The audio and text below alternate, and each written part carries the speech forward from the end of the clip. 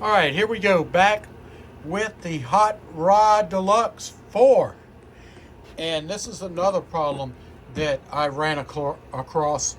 And man, I was pulling my hair out because I couldn't figure out what was wrong with this thing. And I knew I had a ground issue, but I couldn't figure out what it was. It was motorboating on me. And I had already changed these caps, and this thing was working great. But I wanted to show you something.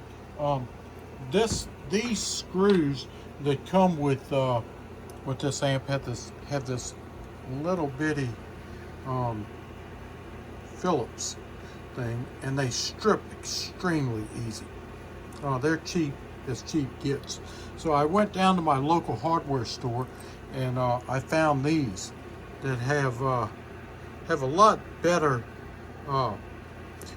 Phillips screw. It's a lot wider, you can see. Now the reason that I'm telling you this, you wouldn't think that this screw would make a difference, but if I show you, you see that gap in between, you see that gap right there, you can see that air, if I push it, you can see that air gap. Well, when you screw these two screws in the side, this one and this one, you need to make sure that this chassis butts up against those screws really, really hard. And I'll show you when I'm done what it's supposed to look like. And you see this side is pretty much the same thing.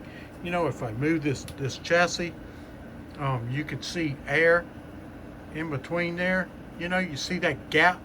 Well, you don't want that gap. That thing has got to be closed. And this is, this side has these. But that gap has got to go away.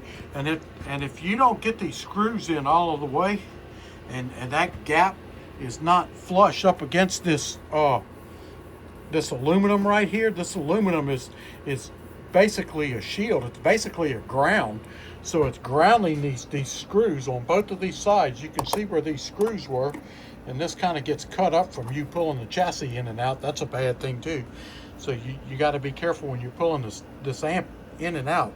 You don't want to mess those this aluminum here, because that aluminum is a ground and that makes contact. And if these screws aren't screwed in all the way and there's a gap, guess what? You're going to have grounding issues. In my case, it was motorboating. So that's just part 2 of the problems with this amp. I've got one more for you that I'm going to show you that's also a problem with this amp, and it's a big one. So stay tuned.